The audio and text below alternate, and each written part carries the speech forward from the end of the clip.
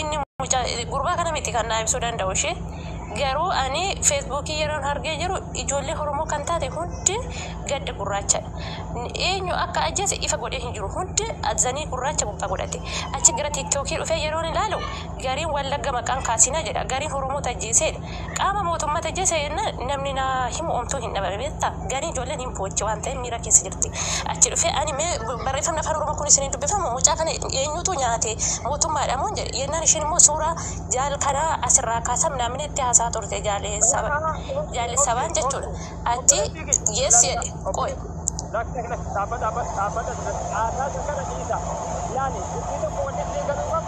waraanni bilisummaa Oromoo guyyaatti dhibbaan booji'aa jira, kumaatamaan ajjeesaa jira, qaamni biyya bulchaa jiru jedhee gadi ba'ee guyyaa tokko dubbatee beeku, jeneraalota ajjeesaa jira, waraanni bilisummaa Oromoo koloneelota ajjeesaa jira, qondaala mootummaan lafaan dha'aa jira, booji'aa jira, injifannoo guddaa galmeessaa jira. Qaama biyya bulchus ta'e, deeggartoota mootummaa hattuu ta'e guyyaa tokko gadi baatee dubbattee beektu. Waraana keenya booji'ame jechuudha. Isa keenyaa kana gaafa arsiitti kamalee koo raafata rabbisaa fagotu jennata keessa rabbisaa kaa'u lollee isuu diina kubbisuu diina meeqa galaafatee wareegame ummatuma Oromoodhaaf dubbanna jennuyyuu gadi ba'ee iyyee akka nuti balaqamne gadi baanee jira jennu godhe dhaabbata ammas irratti hin wareegamnes hin tuunes waraanni bilisummaa Oromoo du'e tokko jiru inni du'e anaaf tiibbo du'aan anaaf tiibbo wanta xiqqaatu irratti kan waa'ee kanaa naaseenaa nuti wanti nuti ammaasaa jirru waraana bilisummaa Oromoo tajjeefame wani nuti irra jiru qaama ummata Oromoo beelessaa jiru ajjeesaa jiru saamaa jiru biyya keenya keessaa buqqifnaan hin dandeessaa gosa firmaan hin dandeessan mafaa keessa qabadhaa waraanni bilisummaa Oromoo gaafa hidhatee bosona seenu siifis isa jaallatuuf isa jibbuufis wareegama kaffaluuf dhagebbo inni duune jirabbo kana nurraa dhaaba haasaa kana naaseenaa. Warri du'e warra asirraa wacaa jiru kan ga'ee keessan baadha. Waraana mootummaatti dhume boo kuban gaddanu sabbataa keessatti harkaan fudhatee jira. Gushooftuutti Finfinnee marsee jira waraana bilisummaa Oromoo. Abiyyiitu du'eetu jettanii irra gaariidha. Shimallistu du'eetu jettanii irra gaariidha. Jawaartu du'eetu jettanii kanatu gaariidha. Jara ituu jiru du'e irraa lallaba. Hin duune waraana bilisummaa Oromoo jira. Tokkittiin yoo du'e kuma ajjeesee wareegame isaan duune wareegame isuma ammoo warga nama immoo miliyoonatti hidhataa jira. Siif jedhee haga buutaa'e wanni nuti ammarraa dubbataa jirru ijoolleen Oromoo kaleessa faffacaatanii jirtan kan waraana bilisummaa Oromootiin walitti dhufeenya hin qabne kan ummata Oromootiin quuqama qabdan kottaa furmaatatu jira. Ifatu fuuldura keenya jira. Biyya keenya irratti abbaa taana. Faffacaatee biyya ormaa keessa taasisee jirtu biyya keetti si deebifnaa kottu waan qabdu gumaachaan bira dhaabbadhu qabsoo hadhaa gaggeessaa jira. Borga nama waan biraa dhaga'uuf jirtu lola hamaatu fuulduree keenya jira. Gaagaama hamaatu fuulduree keenya jira. Kan darbedhiis waan amma keessa jirtu waan boritti deemaa jirru karaa walii kaa deemna. Yoo Oromoo taate kottu yaada keetiin yaada bilchaataa naaf ta'a dhaggeeffadhu qabeenya qabdaa bira dhaab. Biyya keenya keessa jiru hedduutu jira.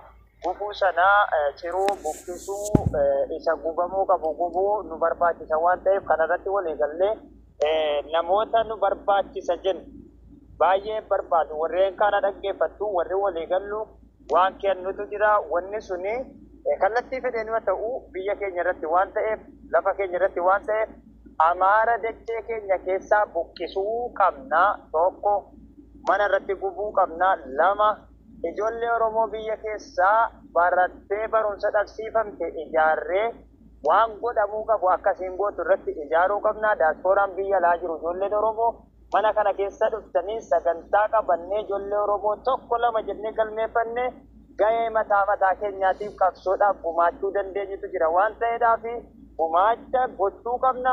Amaara dachee keenya irraa buqqisuu qabna. Gantuu ajjeesisuu qabna. Kana booda diina Oromoo boossisuu qabna. Torbee lama yeroo jaalle keessatti yeroo itti diinni galtee nuti keessatti galtee fi amaarri boossu ta'uu qaba. Torbee lama waliif gallaa kanarratti waadaa walii gallee gara hojiittaa seennuun jedhaan waraas irratti maal jedhu? Ayyee galatoomii namu wanta ma bu maayir dubbate kana isini galeera natti fakkaata nuti waraana qabna waraana gumaa nuuf baasu qabna waraana gumaa nuuf kaffalu qabna waraana gumaa baasee lubbuu isaallee waree nuuf wareegu qabna kana irratti immoo akkuma abu maahir jedhe karaa danda'ameen amaara qofa iyyuu miti amaara qofa miti kan du'a oromoo gammadaa jiru kan saamamuu oromoo gammadaa jiru cunqurfamuu oromoo gabrummaa oromoo gammadaa jiru amaara qofa miti saba kamiin iyyuu saba ollaa kee taa'ee sablammii ollaa kee taa'ee karaana jalaan badeen anwaar kiyya karaana jalaan badeen amaara qofa dhiisan kaan suutatti deen amaara qofa warreen lachan amaaraa jedhe gaafatatti keessatti ilaalla nuti diinni keenya diinni oromoo naftanyaadha amaaraa kan gondorii ba'ee gojjamii ba'ee dhufee wallaalaa keenya bitatee ittiin ajjeesaa jiru wallaalaa keenya gowwoomsee maalummaa jijjiire amaara waan ta'eef isa kaan suutatti deemna waan amma jedhe kanas ni agartu dirqama amaarri lafa oromoo irraa buqqa'uu qaba jimma keessaa buqqa'uu qaba arsii keessaa buqqa'uu qaba osoo kutaa waliin qoodin dhalli oromoo kotta galmaaha wal galmeessina afaaniin jennee wal biraan deemna abba sadii afur wal galmeeffanna gumaacha qabsoodhaan godhamuu qabu asirratti walii keenya qabsoo ummata oromoo kan of hirkaa qabu waraana bilisummaa oromooti karaarraa maquu fi miti beekadha qabsoodhuma sana jalatti hirkannee gargaarsa waraana keenyaa goonuutu jira waraana keenyaa gargaarsi nuti goonu qaama waraanaatiin osoo hin taane qaama duuriyyoota keenyaan akkuma amaarri duuriyyeedhaan nu ajjeesaa jirtu qaama duuriyyeedhaan buqqisuu danda'uudha qabna mana siin biyya keenya keessatti ijaarrattee da'oo godhattee achi keessaa uummata oromoo boosisaa jirtu gubuu qabna gubaas turre anumti gubaan ture waan ta'eef hayya qaama gubuu tolchuun qaba wanni kun immoo waan ittiin hojjetamuu qaba walii galtee gamtaa nu barbaachisa beekumsaan wal ijaaruu nu barbaachisa diinagdeen wal ijaaruu nu barbaachisa nama tokko dhessuun malitti waliif galla kanarratti yoo ta'e tole harka baasa gara hojiitti seenna haasaa biraan barbaachisu oppidiyoon diinaa diina'ee qaamni achi keessa jiru diinaa diina harratti garuu ifa bilisa amaara of keessaa buqqisuun dirqama keenya ta'a gaafa nuti amaara jammarre qaamni an amaaraadha jedhe wajjiniin amaaraatti gala har'a amaara irratti xiyyeeffachuu qabna waan ta'eef qaama biraan laaqinaati amaarri dachee keenya keessaa buqqa'uu qaba eessarraa jammarraa immoo bifa keessootiin walii gallaasan hojiitti seenna waliif galla ummata oromootiif waamicha godhe kana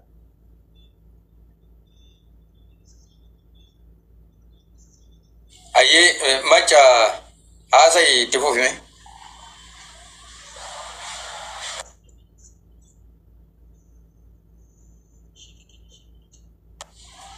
ayyee machaan fagaatee jira fakkaata hojiirra firiin dhugaa dubbatu firii dhugaa bilisummaa jaallee kenna ayyee dubbadha ayyee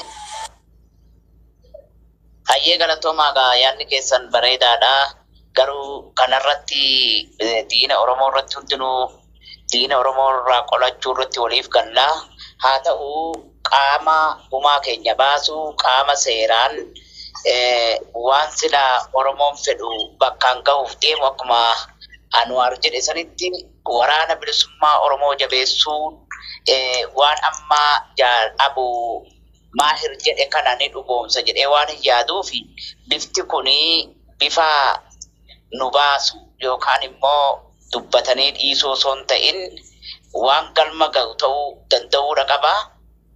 Kana caalaatti immoo ijaarsuma ijaaramee waraana qabnu kana karaa ittiin jabeessinu isa humneessinu yoo godhanne gumaan keenyas ni ba'a waan Abu Maahir jedhan kanallee galmaan ga'achuu dandeenyaa jechuudha. Maaliifi nuti nama bilisummaa walabummaa barbaadaa jiru waan taaneef faallaa warra sanii akka isaan sun godhan godhuun nurraa hin eegamu. Waraana bilisummaa oromoo ABO jabeessuu karaa dandeenyeen yoo kanarratti hojjanna ta'e wanni nuti yaadnee fi bakki nuti yaadne hundinuu ni ga'ama jedheetii yaada. Yoo yaada keessan faallessellee na of kolchaa. Ulfaadhu galatoon. اتفقوا أنا بيرا أنوار دبّا جوكا تديب تيمة أي أسرت وانا بماري في فرين جراني وان سريدا إلى وانتي سان دبتني كالتي داني قاما ورانا بلسما ورمو وجين هيدا تكابو تأي لو تسين توتا وان جرم كون اللي وانتي كون ميديا رتا سامون اللي بابليكي رتا سامون نمركسا أبو ماير مي سكان إبس مي بلسيتي إبس مي وانتي كون أنا في متى نفرشوا دي لو تسين توتا وان جرم توكو جرا بيتوسين لو تسين توتا يوكيسي قاما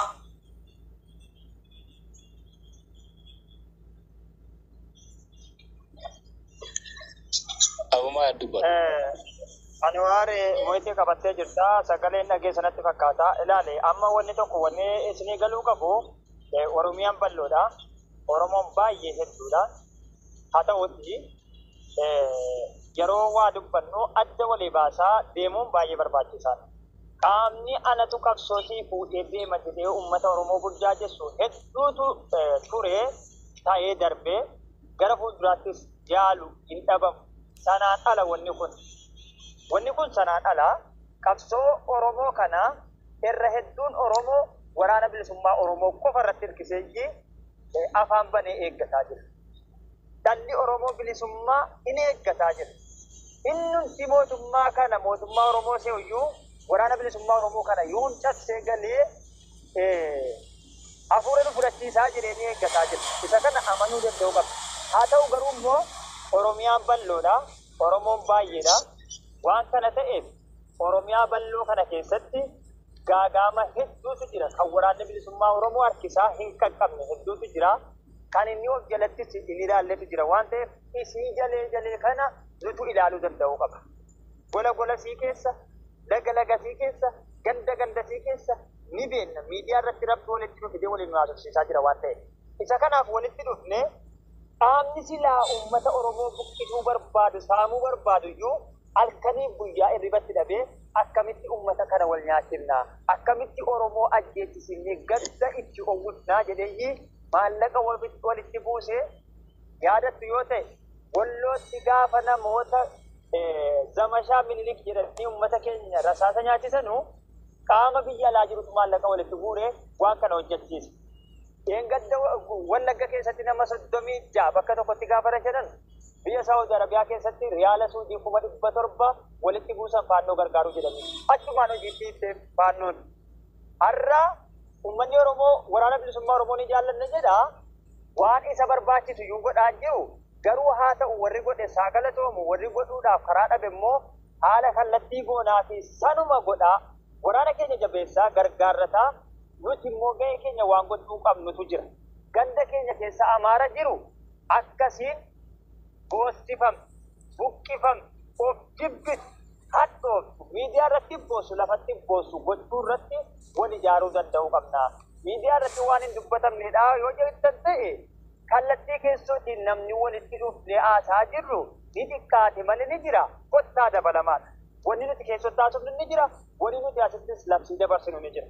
Sababni isaa maal inni yoo keessatti dhufannee du'aa jirra, buqqifamaa jirra, boojifamaa jirra. Kana jalaa immoo bahuudhaaf dirqama isa nu boojjite boojjisuu danda'uu qabna dachaadhaan. Isa kanaaf immoo waraana bittee irratti eeguun durraan eegamu. Eessa bakki haadhoon irratti tarkaanfii fudhachuu qabnu bakka dandeettii qabnu ni fudhanna. Bakka dadhabne immoo waraana keenya jabeessinee waraana keenyaaf heeruu kenninee bakka kanaatti jabaadhu nu gammachiisu jechuu danda'uu qabna. Isa jedhudha. Ifas ni ibsaa yoo ta'e.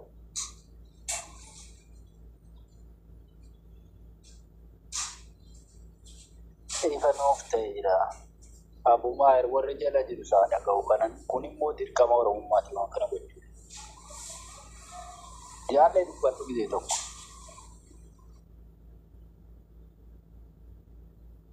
Akka silaa ta'uu dhiisi. Ayyee bareeda yaada Annoo Harkaasillee yaada Abbummaa Harkaasillee yaada nu cimsudha yaada nu jabeessudha. Akkuma Annoo Harkaase ilmaan gadi galoo ilmaan guddifachaa omaan gammadiif Maaliif goonni keenya kumaatama kuffisee tokkicha ta'ee kufe har'a ta'e har'as borus hubadhu. Goonni tokko kufeef immoo qabsoon duubatti hin deebi'u. Goonni kun immoo kufe jechuun immoo qaamaan malee karoorri isaa dhaloota har'aa yookaan dhaloota kichuu keessattuu biqilee jira. Jaala isaa miti. Amanii liqimsi. Jaalli isaa bakka buufateera. Qawwee isaa jaala isaatti kenneera. Jaalli isaa irraa fuudheera. Erbuun erbee miti nafatan. Kaayyoo isaa jaalli isaa galmaan ga'a. Har'as tanan boris wanni takka wanti si gammachiisu hin jiru. Muka ijaa dhakeetti falaxaa sitti cabsee kufe. Goonni keenya muka akka kumaatama raasee rarraasee kufeeti harkaan qabeet sagachiiseetu kufe.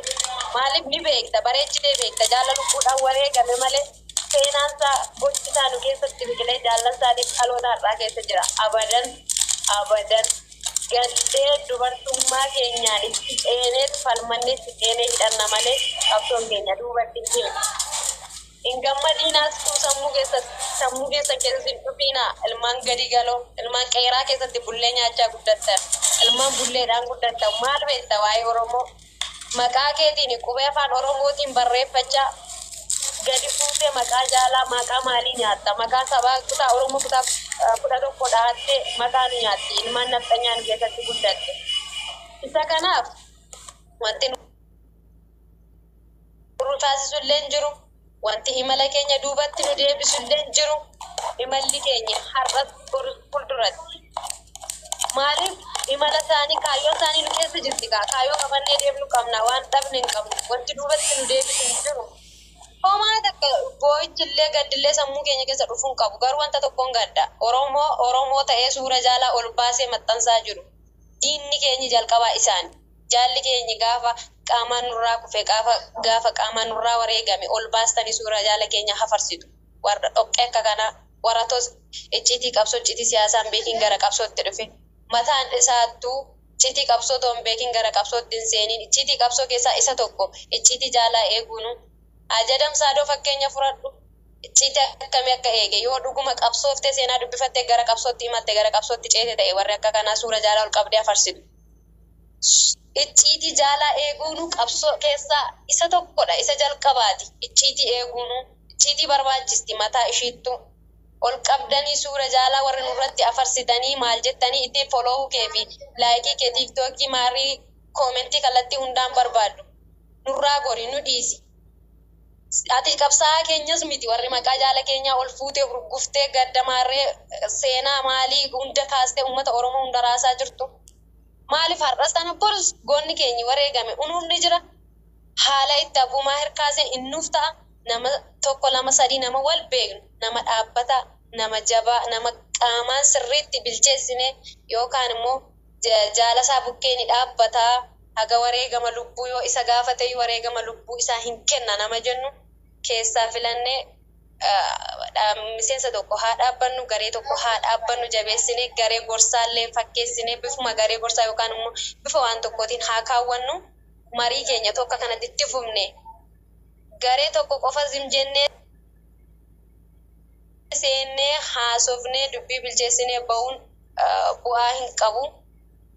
Waan gara furmaata tokko waan ijoo dubbii tokko iddoo kanarraan dhugaa kan jennutti nama 3-4 taane yoo eegalle qaama amannummaa duubaan itti finnee itti hidhachuu ni dandeenya.